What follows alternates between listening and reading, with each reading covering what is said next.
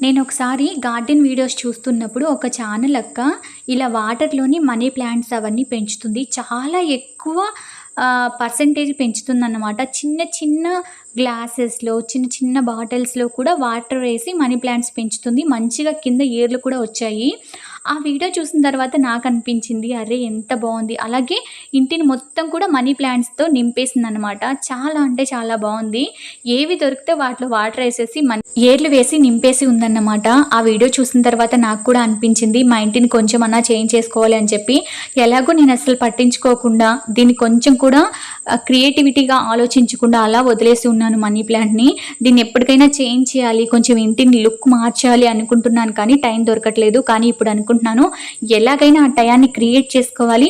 ఈ మనీ ప్లాంట్‌తోనే ఇంటిని చాలా చేంజ్ చేయాలి అనుకుంటున్నాను నేను. అయితే చూద్దాం. ప్రస్తుతానికైతే వాటర్‌తో ఏర్లు రావడం, అలాగే మనీ ప్లాంట్ గ్రోత్ అవ్వడం అనేది జరుగుతుందా జరగదా నాకైతే తెలీదు. ఇప్పుడే ఫస్ట్ టైం నేను ట్రై చేస్తున్నాను. నేను కొన్ని ఏర్లు తీసేసుకొని వాటిని కట్ చేసేసి కొన్ని అలా నీళ్ళలో పెడుతున్నానన్నమాట.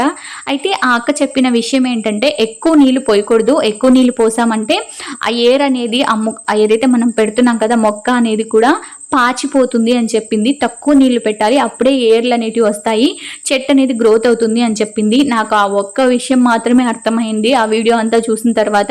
సరే అయితే నేను కూడా ట్రై చేద్దాము అని చెప్పి నీళ్లు కొంచెమే పోసాను. వాళ్ళు చెప్పినట్టుగా కొంచెం నీళ్లు పోసి రెండు అలా ఎగ్జాంపుల్కి నేను ట్రై చేస్తున్నాను అనమాట. ఒకవేళ ఇవి సక్సెస్ అయితే మాత్రం నేను చాలా చాలా ఇంట్లో నేను కూడా ఏవైతే ఖాళీగా ఉన్న బాటిల్స్ వాటన్నిటిని ప్రయోగించి ఇంటిని చాలా వరకు మార్చేయాలనుకుంటున్నాను.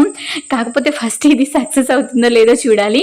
చూడడానికైతే లుక్ వైజ్ చాలా బాగుంటుంది. మనీ ప్లాంట్ చూడడానికి ఎక్కడ పెట్టినా ఎలా పెట్టినా కూడా సూపర్గా ఉంటుంది. లుక్ అనేది ఆటోమేటిక్గా చాలా అంటే చాలా బాగుంటుంది. అది అందరికీ తెలిసిన విషయమే. నేను మనీ ప్లాంట్‌ని పెంచానే కానీ దాన్ని డెకరేషన్ చేయలేదు. క్రియేటివిటీగా అస్సలు ఆలోచించలేదు. ఇక మీదట ఆలోచిద్దాము అనుకుంటున్నాను. ఇక మీదట ఏమేం ప్రయోగాలు చేస్తాను అనేది మీరే చూడండి. ఈ వీడియో మీకు నచ్చినట్లయితే తప్పకుండా లైక్ చేయండి. అలాగే నేను ఆలోచించింది, అలాగే నేను ఇప్పుడు చేశాను కదా ఇలా నీళ్ళలో పెట్టడం అనేది, ఇది సక్సెస్ అవుతుందా అవ్వదా తెలిసిన వాళ్ళు కామెంట్ చేయండి. Thank you so much. Bye.